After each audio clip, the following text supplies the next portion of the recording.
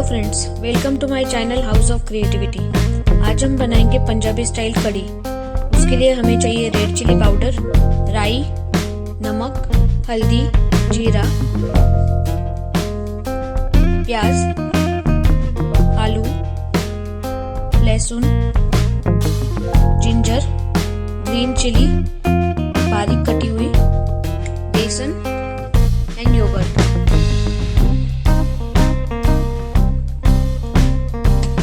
Yogurt को हम grind कर लेंगे बेसन डाल के।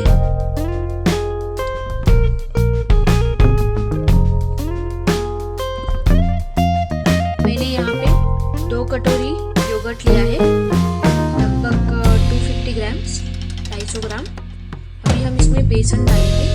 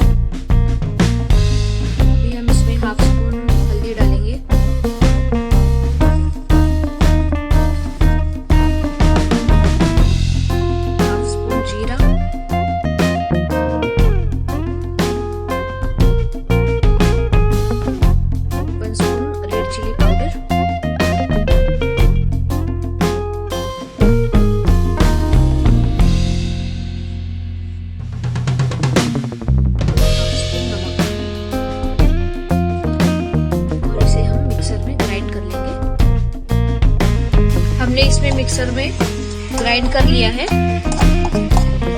आप देख सकते हैं ये अच्छे से मिक्स हो चुका है। अभी हम कढ़ाई गर्म होने कर